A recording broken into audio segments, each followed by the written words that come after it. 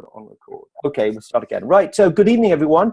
A very warm welcome to you. Thank you for joining us on this wonderful bank holiday evening in the UK, and for a Monday, the 3rd of May, for everyone across, Monday, 2nd of May, for everyone across Europe. So it gives me enormous pleasure to welcome a very, very special guest with us this evening. And he is someone who is, well, really a legend in our business. He has a huge story. He has turned over €100 million in his time in our company. And he is a standard bearer across the whole of our company, but someone who has just an extraordinary story, but also such a wonderfully structured way of looking at our business. And so it gives me enormous pleasure to introduce to you PMD 100 Club, Damian Brennan. Good evening, Damian. Good evening, James. I have to say I had no idea who you were talking about there. Well, you're always very humble, but we know that secretly, you know, there's a genius there. Damian, I just wanted to start really by just asking a little bit, first of all, about your background. That would really be helpful for us. I mean, what's your background before you started into Juice Plus? Yes, James. Before we were introduced to Juice Plus, I was a primary school teacher. I was principal teacher in a small school in my native parish here in County Leitrim in the west of Ireland. As well as that, Olive and I had bought a farm and we were farming. We were raising cows and calves. Also, I had been elected to Leitrim County Council. I was a member of various committees at county level dealing with issues such as education, enterprise and business development, and health services, sport, and so on. And as well as all of that, we had started a manufacturing business in 1980. We had built a factory and we had 12 people employed. And of course, we had a large family to look after. So I suppose you could say I was actually already doing 4 full-time jobs at the same time before we were introduced to Juice Plus.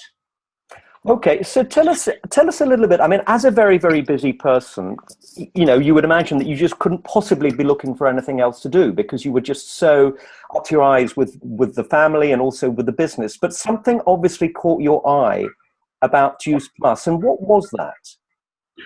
Well, I suppose we were introduced to Juice Plus in much the same way as almost everybody else, because at the beginning of 1994, which is just over 22 years ago, a friend of ours here in the locality had been introduced to Juice Plus and the business, and she was very anxious that Olive and I would go along to a presentation to hear about it. Now, like many other people, we managed to find excuses initially, but eventually we ran out of excuses, and she was quite persistent, and we did decide and agree to go to the meeting. When we got there, I remember well sitting in the back seat, and however, when the presentation started and when people began to tell their stories, you couldn't but be impressed by Juice Plus, the product. Even though at that time there was very little information on it. There were no studies, there were very little literature, and the presentation itself was quite basic. But our friend was taking Juice Plus and she was getting great results. And other people spoke and they talked about various benefits they were getting from Juice Plus. One person in particular talked about the energy, the boost in energy he had got. And that was something that really registered with me, because at the time, my energy levels were really low. And as well as that, I was beginning to develop a number of other health challenges because of the stress of everyday life at the time. And so therefore, we decided we were certainly going to take Juice Plus. The second part of the meeting then went on to focus on the business. And this is where it really became interesting, because my initial reaction was, there's something wrong here. There's some catch in this. This is too good to be true. Because remember, we were coming from a background of having established our own manufacturing business. We had enormous capital investment. We had remortgaged our house in order to do that. We had very substantial overheads. We had a lot of wages to pay every week and a lot of stress and responsibility. Now, they were telling us here then that here was a home-based franchise where you had no capital investment. You had no employees, so therefore no wages to pay. You had none of the conventional overheads of self-employed business, and yet you had absolutely enormous potential. You could literally design your own business and achieve a small part-time income or a very significant full-time income, paid every month for the rest of your life. Now, this was just too good to be true for somebody coming from our background. There had to be a catch someplace. But at the same time, I was intrigued by the concept. What if it were true? For Olive, she didn't analyze it as much as I did. She decided she was becoming a distributor there and then, and she did. On that very first night, she signed up, became a distributor. And finally, after a short reflection on my part, she sponsored me into the business. So we started off in April 1994, Olive joining the business, and subsequently she sponsored me as her first distributor. Fantastic. So, I mean, well, fascinating that you were attracted by the product and you saw the business presented and you just got excited by that because you compared it with a traditional business. And I think that's such an interesting way that you have explained that. But tell us, Damian, a little bit about how was your first 6 months in the business? Because obviously everybody starts at a slightly different pace, but there you are, after all this time, you've had massive success. But what was your first 6 months like? Well, the first 6 months, James, were certainly interesting and they were quite challenging. And maybe to understand that, we need to kind of reflect back to what the business system was like back then. And secondly, the level of awareness among people of the link between nutrition and health. Things were much different in 1994. As far as the business was concerned, we didn't have the home delivery reorder program, where the company delivers Juice Plus directly to the customer, where they invoice the customer and they collect the payment. Instead, we as distributors had to buy in supplies of Juice Plus, sell it out a month at a time to individual customers and collect payment from them. And that was very, very laborious and very slow to build momentum. On the other hand, as far as awareness was concerned, people didn't really believe back then, or they had no awareness of the need to take responsibility for their own health. And they didn't understand the vital importance of fruits and vegetables and berries in supporting a healthy diet. They never made that link. And anyway, almost every household in the area had their own vegetable garden and their own orchard, and they grew fruits and berries and vegetables, and they ate quite a lot of that produce on a daily basis. As well as that, not very many people understood that the science existed to reduce fruits and vegetables to their bare nutrients and pack them into a capsule. In fact, in the area where I live, which is quite conservative, if it were known that you were taking fruits, vegetables, and berries from a capsule, well, that would be regarded as rather odd at the time, to say the least. So the environment was certainly not as favorable as it is today.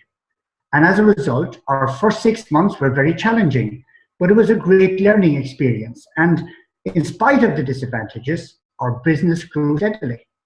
So tell us, I mean, when you say challenging, what were you experiencing? Because a lot of people who are just starting are going to be saying, yeah, well, you know, I'm having good days and maybe I'm having bad days as well. And it's very helpful for people to hear that obviously you went through that sort of thing as well. So what were some of the challenges that you were facing when you first started? I mean, obviously you've already told about the market, but you, in terms of your daily activity with the business, what sort of challenges did you face?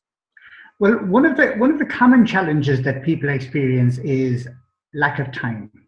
In my case, I had 4 full-time jobs, each of which carried pretty heavy responsibility. The teaching and principal in the school was obviously a very full-time job. It was a lot of responsibility there. Running the manufacturing business, which Olive and I ran together without any manager, and managing and organizing 12 of a workforce, and having a lot of responsibility there, that was more than a full-time job. As well as that, being an elected local representative involved in, at one time, 24 committees locally, there was just no time to do anything else. But yet, the opportunity was so good that we felt we had to put aside some time for Juice Plus. And we did, consistently, on a daily and a weekly basis. We made sure we did that. So time was one of the big challenges that many, many people experience. And so what were you doing on a daily basis to get yourself going? I mean, alongside that very, very, very time-consuming, you know, other work activity that you had, what were you doing every day that was really, you found was beginning to move your business forward? Well, there's an old saying, James, that's very true. You can't manage time, but you can manage activities. And that's exactly what we were doing. We had a consistent daily method of operation. And the focus of that daily method of operation was on income producing activities. Now, nowadays, it's very, very important that people do that. For example, the opposite of that is having long telephone conversation with team members on topics that are just not related to business. And that can be a waste of their time and a waste of your distributor's time. Or spending hours trawling through Facebook. That's also wasting time. And invariably, it induces a bad mood as well. So we didn't get involved in time-wasting activities. We had so little time, we had to be really, really focused and really, really productive with our time. The second thing that we did quite well was planning. And we never started a day without a list of things to do. And that list was prioritized. Oftentimes it was a very long list, so maybe 1 to 20, they were prioritized. And the other strategy we had was we started with the most difficult task for the day. Having done it first, then of course the rest are easy. So the old saying is like, eat that frog first thing in the morning and everything else is easy. And I suppose the third thing we did was we had goals and targets. We had 5-year goals. We broke them down into annual goals. And then we had broke them in turn back to monthly goals and weekly targets. And we taught that to our team. So each distributor in the team set their own targets, they share them with their sponsor, and then they're supported by the sponsor and held accountable by the sponsor. It doesn't always work perfectly, but it's something well worth aiming for because it really does deliver enormous success. Yeah. And let me ask you, sorry, Damon, I don't want to introduce you. I don't want to interrupt you, but as you were sort of beginning to go through the activities that you were doing on a daily basis, what things were that you began to see that you would do that would just suddenly start really accelerating things to move forward? What were some of the things that you identified that were really making a big difference? Okay, being consistent was very important. Making contact with a number of people every single day, regardless of what other responsibilities you had. You couldn't afford, we felt, we couldn't afford to neglect this business, regardless of what other pressures were there on a daily basis. And, you know, starting off, our business was extremely well founded. There were, let's say, 3 really important solid cornerstones to the business. Number one, we had absolute confidence in the company because we had come to know Jay Martin, John Blair, and other corporate leaders, as well as pioneering distributors like Jeff Liberty, Bob and Sue Burdick. And they told their stories. Those distributors like Bob and Sue Burdick, they told the stories of starting from humble beginnings, being disciplined, seeing an opportunity and really going for it. And we felt if they could do it, so could we. Our circumstances were different, but yet on a part-time basis, we could aim to achieve over a longer period of time the kind of success that they achieved in a short period of time. So our confidence in the company and in the leading distributors in the company was absolute. And secondly then was our conviction about the product. We had seen the results, we'd experienced the results ourselves, and we'd seen the results in our customers. And we'd seen the excitement that was generated by customer testimonials at the various meetings. And the third element, the third really important cornerstone of the business was the incredible franchise system that was delivering significant part-time income for everybody in our team. People who put in an effort got a return. People who put in a very big effort got a huge return. So that was really important. And when we came to successful strategies, James, the other important factor was we built a sense of team spirit. And we developed that right throughout our team, and indeed, including Team Ireland, right throughout the other teams in Ireland. Can you just repeat that again? Because we just lost you there a little bit. What did you say that? You developed something? We developed a team spirit.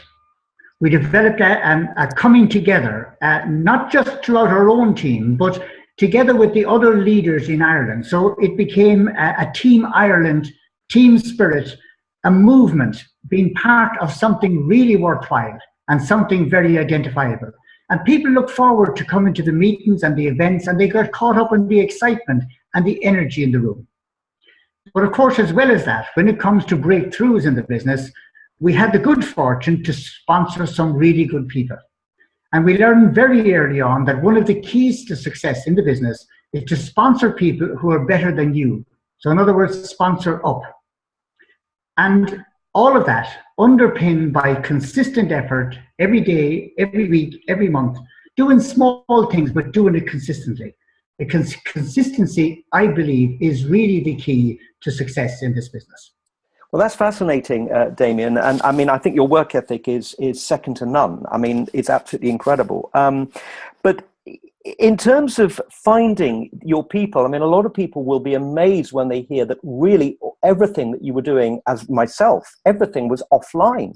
Nothing was online. There was no social media. So some people are going to say, well, look, where did all these people come from? Where did you find these people to sponsor? And what process did you go through to help other people to find those people? Well, it was very simple, really, James. It's the old-fashioned system, and that is having your list of contacts. And again, that was part of our planning and our organization. We had a very long list of people that we knew. Some people we knew very well, and some people we didn't know all that well. So we compiled a list of prospects, starting with family and friends and neighbors and people we were at school with, and moving out from there to people we did business with. And every time we had a customer for the manufacturing business, that person went into that list of names, and we extended out to contacts of that particular person. So we had a very broad list of people. In other words, we would never run out of people to make contact with.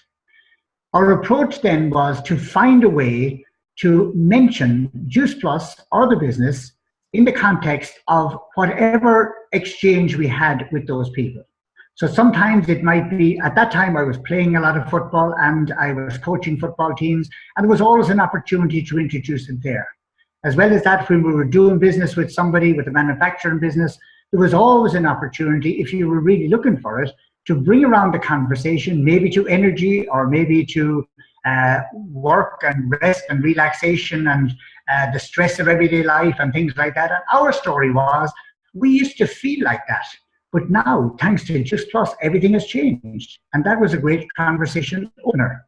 So we had a long list of names, but in reality, everybody has a long list of names. Whoever you are or wherever you are from or whatever your past experience, you have access literally to hundreds and hundreds of people. And we found that writing them down, recording them on a list was really important. Because once they're on that list, you are never stuck for somebody to talk to on any particular day or any particular week. And then you just went to the list and you took off, let's say, 20 or 30 people. And these were the people that you would plan to speak to in the course of the coming week. Fascinating.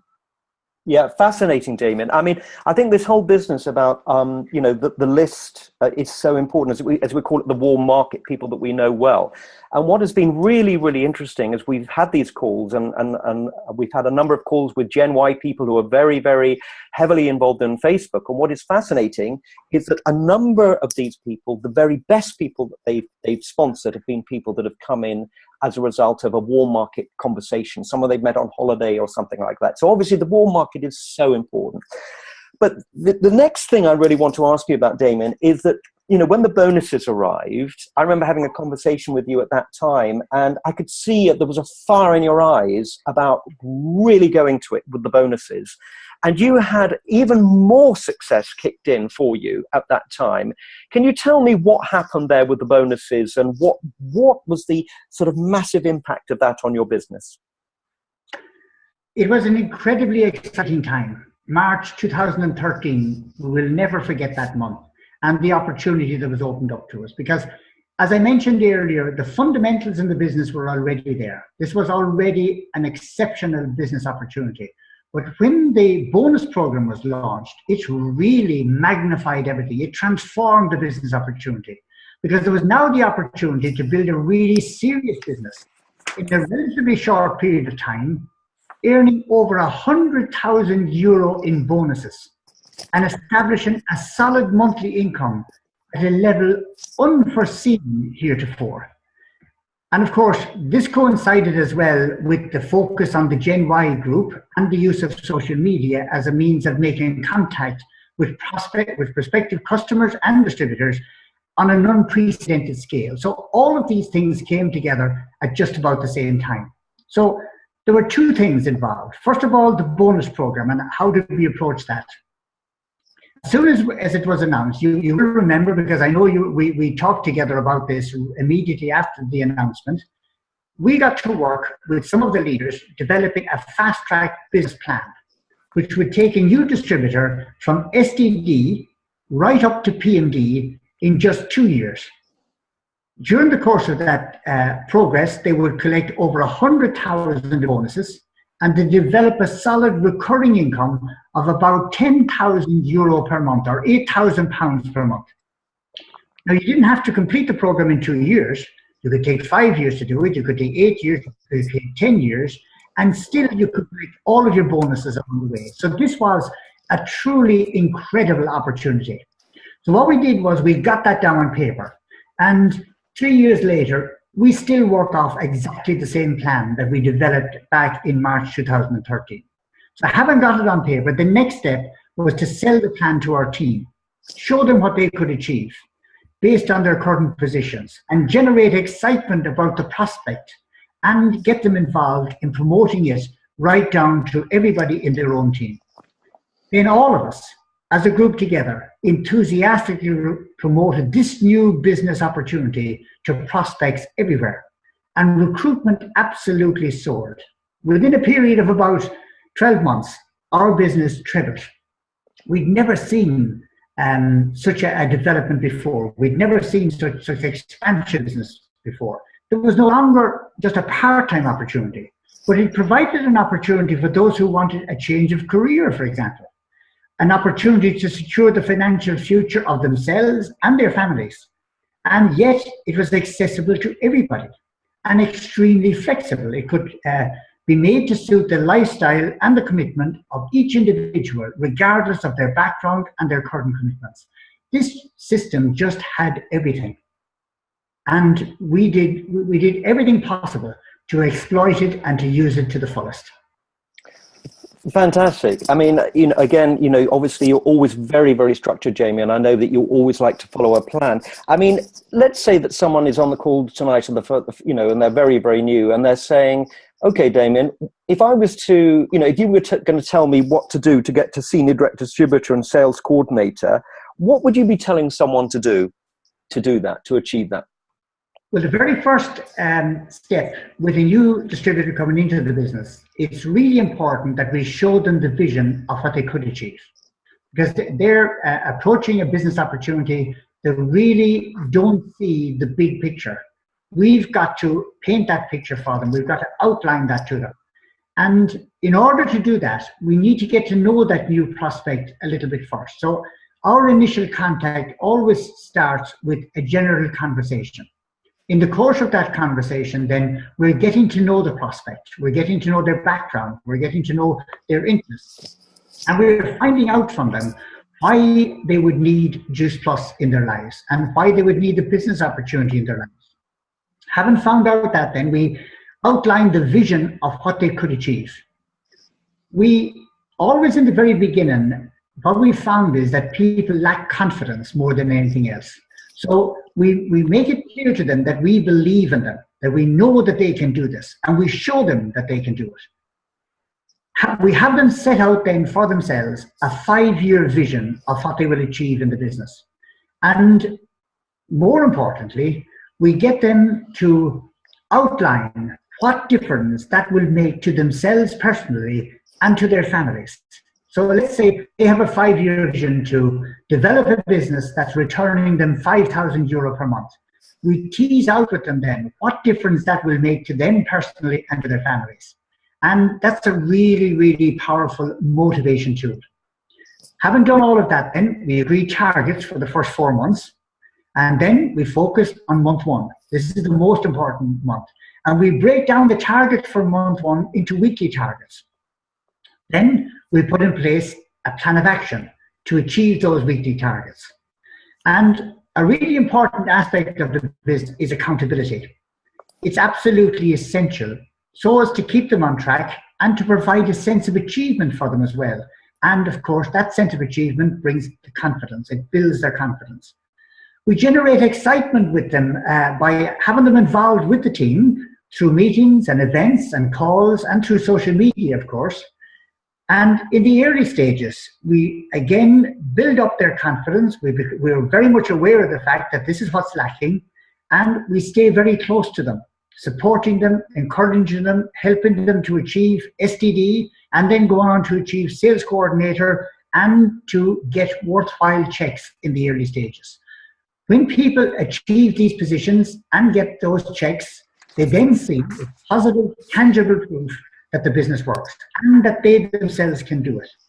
And we always are very conscious of the fact that whatever we teach the new distributor, they in turn will teach their distributors. So it's really important that we keep that in mind always. Great, Damian. I mean, again, fantastic structure. And I mean, I'm writing reams and reams of notes. All right, so we're going to be coming to the end of this particular part of the call in just a moment, and then we're going to move into question and answers. So if you're on the call, this is normally the most exciting part of the call, where you, having listened to what Damian has said, you will come forward, or hopefully you'll come forward with some questions. And by the way, there are no question here that is crazy. Everybody will have wanted to ask the question that you're going to ask.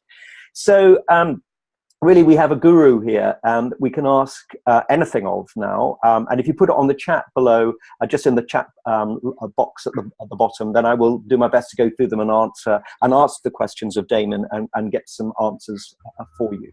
So, Damian, just as we sort of really finish this part, I just wanted to ask you, for the new person listening to call for the first time, how would you really describe the huge opportunity that we have here? I mean, obviously we know it so well in a sense, and sometimes we can get too close to it, but how would you describe the opportunity that the new person has got here? Well, James, just by way of introduction to the answer to that question, I often say, and I absolutely believe, that none of us fully appreciate the enormity of the opportunity that we've got. We really don't. But if you look at the fundamentals of this business, they're so sound that if you put in an effort, you simply cannot fail. And those fundamentals include, first of all, an incredible, unrivaled product, which has stood the test of the past 23 years and is timeless as we look into the future. Just plus the product, the market for it, the need for it in society is far greater today than it was last year. It will be far greater next year than it is right now. And in 10 and 20 and 30 and 15 years' time, I really believe the demand for it will be even greater. And that's an incredible thing to say about our product. The second fundamental is the company. We've an extremely solid company, 46 years in business. Their mission statement inspires us every day. And you have the example, the coaching, the training that we receive from inspirational leaders, both corporate and distributors as well. And the fourth fundamental in the business is the franchise system. It's a very simple system and yet very, very powerful. It's completely flexible and accessible to absolutely everybody. So these, as I see it, are the four main fundamentals of the business. So starting with that solid foundation, what we did over the years was we applied a very positive attitude founded on absolute conviction regarding the future potential of the business. We had a good work ethic, we fostered a great team spirit, and most importantly of all, we sponsored people that were much better than us. So my advice to new people coming in is that this is the approach that they should take to the business. They should be methodical, they should be focused, they should be disciplined. They should know and be very, very confident that they can achieve literally anything they want to achieve. And when I sum up this business, again, at the risk of repeating myself, I've been in self-employed business now, between conventional business and Just Plus franchise, for 36 years. And for the past 40 years, I've served on local enterprise boards where we evaluate business opportunities and we support and mentor startup businesses here in our local county. And I can definitively say, without fear of contradiction, that there's no other business opportunity available anywhere to rival the Juice Plus franchises. We've got all of the advantages of a traditional franchise. We've got the brand name product, the global company, the proven franchise system, and we've none of the disadvantages. The new person coming into the business, they don't have any capital investment. They don't have to buy any stock. They don't have to collect any money from customers. They have no employees, no wages to pay, and none of the conventional overheads of business, and literally unlimited potential. You can achieve anything you want to in this business. And we know from the success of the past 3 years in particular that this has been borne out over and over and over again. You have a personal mentor to show you how to do it. They will teach you to do it, and they will support you as you do it. And you get all of this for €60 or £50. And to be honest, I really think that's one of the weaknesses of the business. The fact that it costs only €60 or £50 means that there is the temptation to treat it as a €60 opportunity. Whereas if it cost €60,000 to take out this franchise, we would all treat it much more seriously and we would all achieve enormous success. Damian, go on. My final advice to distributors is to treat this business as a €60,000 franchise. Go to work on it in a focused and disciplined way. Be absolutely confident that you will achieve whatever your goal is, provided you follow the system and provided you put in the effort that's required.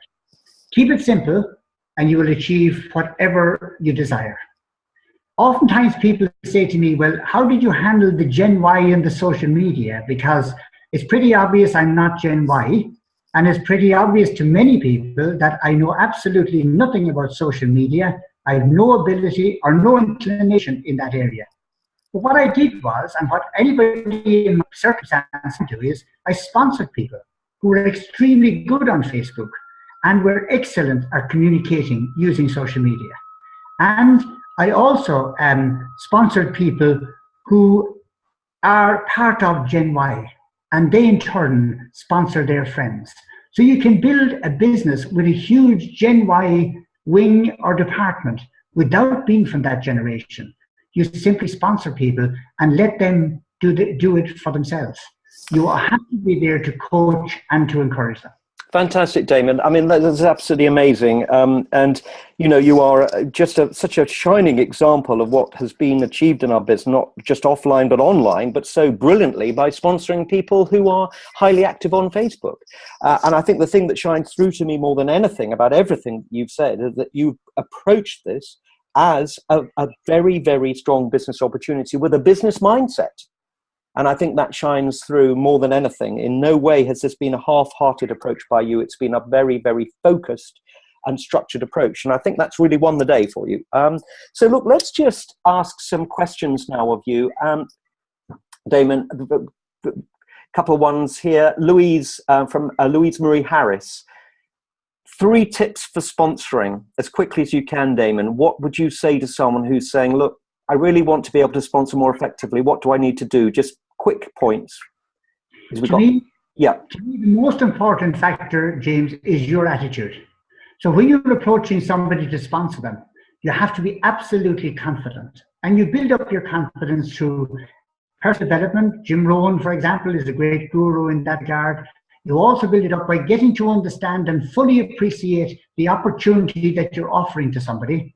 And your attitude then when you approach somebody must be that you are approaching them from the viewpoint of the benefit that can accrue to them rather than the benefit that can accrue to you. So you're not out there like a hunter looking to ensnare a distributor. You're out there hoping to help somebody to improve their financial prospects.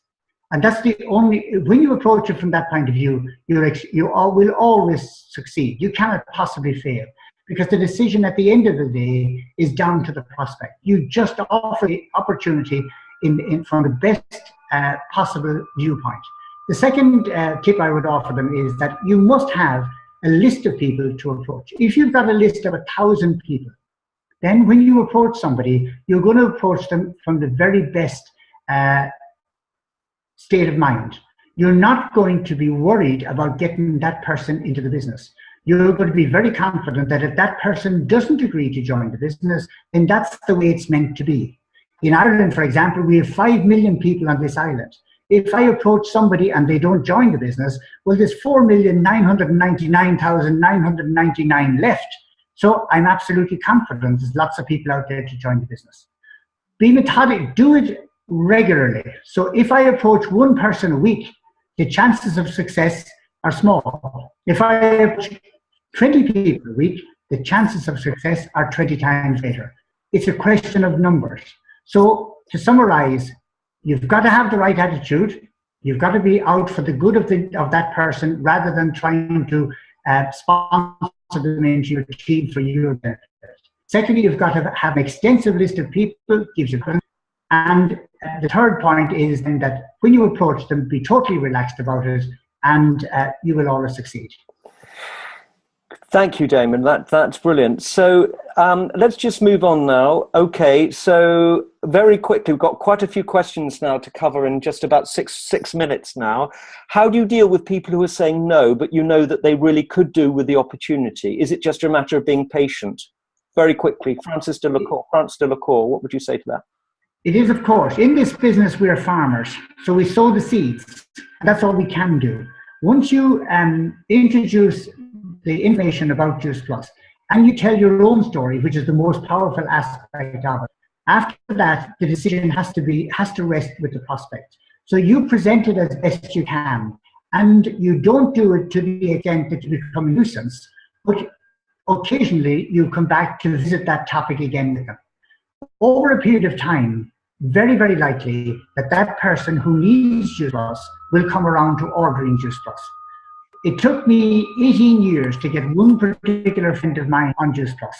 So don't give up. Okay, so, and Damon, Tony asks, roughly how many do you talk to get one customer or a distributor? How many do you reckon? Usually, talking to 10 people, you will get 3 to 4 customers. And maybe within the next 6 months, you'll probably get 2 more of those 10 to become customers as well.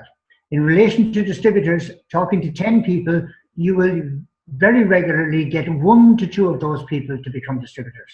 But talking to them isn't necessarily just a one-off event. It may take place over a period of time. Brilliant. Someone else, Claire Davidson, what do your weekly and monthly goals look like? I mean, what sort of things would people be putting down on a weekly basis or on a monthly basis as goals? Well, if you have somebody coming brand new into the business and their ambition is to make a real income from this business, then their first monthly goal is to go STD. For us in Ireland here, it's 4,000 euros volume. So therefore, our monthly goal is 4,000. Our weekly goal is on average 1,000, but we front load the first 2 weeks. So the first week is 1,200 euro volume. The second week is 1,200. The third week is 1,200 euro, and you've only got 400 euro to accumulate in the last week. In the UK, it's 3,250 divided up in a similar ratio. So the monthly target is go STD. The second month is reconfirm STD. And again, it's a similar goal, but this time you will have team members with you. So you have to take them into consideration as well. Yep. Okay, that's wonderful. I love that about the loading up in the early weeks. That's absolutely wonderful. Someone else asks, Sophia Picknell asks, how do you deal with people who have a negative opinion? Well, I think that people with a negative opinion are very encouraging. It's a challenge and it's great practice. So somebody with a really negative opinion, it has nothing to do with Juice Plus, usually, and it's nothing to do with us. It's really their own issue. So therefore, it's very important that we don't overreact to it, and that we just move on. I find that the very best reaction to a negative attitude is to smile. Okay, I love that. Gordon Wilkie PMD asks, do you teach your new distributors a script when they begin to speak to their people on their list?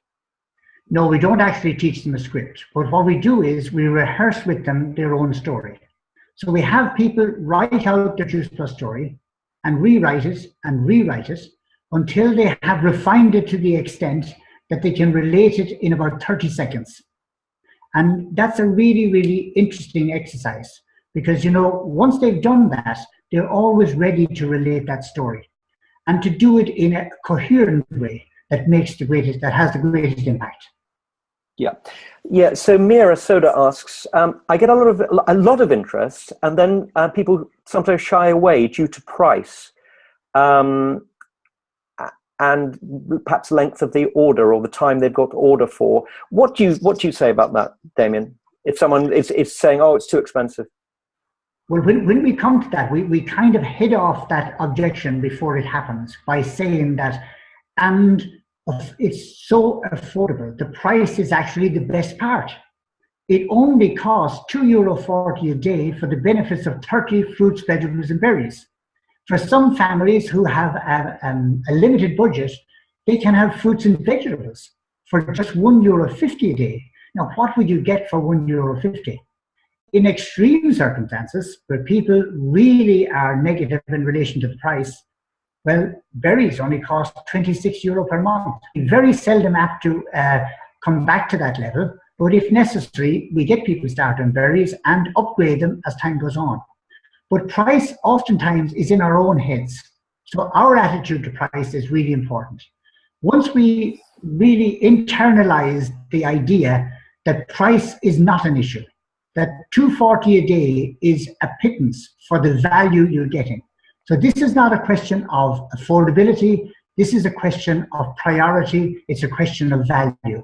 Some of the people who had the greatest objections to price, in my experience, were people who smoked or people who had a few pints regularly during the week. And it's not a question of affordability. It's a question of priority. Yeah. No, that's absolutely wonderful. Sue Worrell asks, when introducing the marketing plan to a new distributor, how do you structure teaching the most important aspects? Now, obviously, we've only got literally just a couple of minutes left, but if someone's going to say, what are the most important things that I need to teach someone from the marketing plan, what would you say? Well, what we do is we teach people what they need to know to get to the next step. The marketing plan, as you know, can be quite complicated. So we've simplified it in two ways. One, we still use that 2-year business plan, fast track business plan, to get from STD right up to P&D. We still use that blueprint, and we show people who are interested in that area that blueprint, and we follow that with them. They don't necessarily have to follow it month by month. They can take time out between the various positions if they want to, and that relieves the pressure on them. On the other hand, we teach people how to get to the first position. To get into SDD is a simple question of accumulating 4,000 pints in the first month. We break it down, as I outlined already, on a weekly basis, and we just teach them that segment until they're SDD. When they get to SDD, they can teach somebody else to do it because they've just done it themselves. So in this business, it's apprenticeship rather than any other relationship. So somebody's done it, teaches somebody else to do it exactly the same way. So what is important is having a uniform system that everybody applies, keeping it absolutely simple. One of the mistakes I made in this business was training people too much, attempting to teach them too much at the same time. I still err on that side from time to time, but the younger people in our team, the Gen Y people, they put me up on it quite regularly, thankfully. Right. Okay, final question now. We're just after 9:15. We're going to be finishing in very, very shortly. Final question from Alex Smallman down in Hove. What do you do to motivate your team on a regular basis? Do you continually try and rev people up, or do you believe people should know the support they have and they should just show up and effectively be self-motivated? What do you think?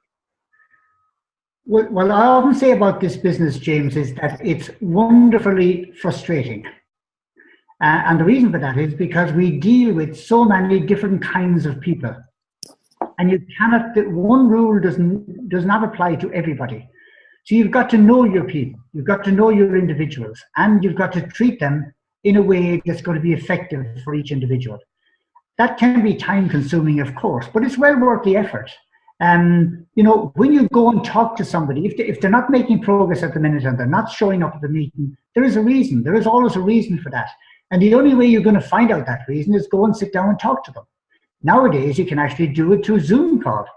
But if you sit down face to face with them, a cup of coffee and a general conversation, it will always emerge during that where they have found themselves to be. What the reason is that they're not motivated to come to meetings or they're not driving forward.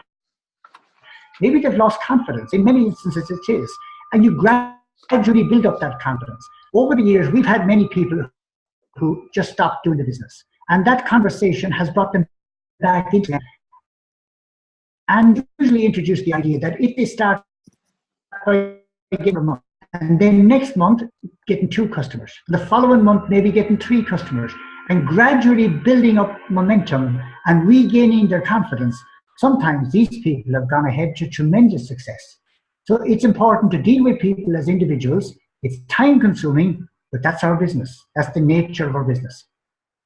Well, Damian, I think that's it now. I mean, I'm very sorry to say that we had to draw it to a close. I mean, you have been absolutely amazing. I mean, we have been sitting in the presence of a master. You are so good, so eloquent, and so energetic, but also just so businesslike with the way you approach it. And I think a lot of people will be highly reassured that it's not just a hit and miss approach that we're taking, but this is a highly structured and methodical approach. So Damian, I mean, I've had so many messages on the box, so the chat box at the bottom, to say thank you so much. Everybody's saying, can you be my mentor? But we're so grateful, Damian. Just thank you so much for your time. And most importantly, thank you for just having that amazing business focus that you've got. It's going to be so reassuring for so many people. So thank you very, very much. Just to say that next week we have a wonderful guest with us from America next week. We're going to be welcoming a 100 Club, Elizabeth Tarsis, who is from Fort Lauderdale in Florida, and she is an extraordinary powerhouse and a huge success story. So we would look forward to welcoming her next Monday. Just to finish off with something amazing. Amazing news that's just come in from Juice Plus headquarters, that we added 100,000 customers, new customers in Europe in April. 100,000 customers, and we have now overtaken the United States as the biggest market in the world. So something really quite extraordinary is happening. So thank you everyone very, very much indeed for your wonderful attention. We have a meeting in London on Thursday at Down to Earth Cafe, which is going to be hosted by Paula Wilkinson, and that's going to be very exciting. So everyone, thank you very much indeed for your time, and we really look forward to seeing you soon. Take care and have a very good week. Good night.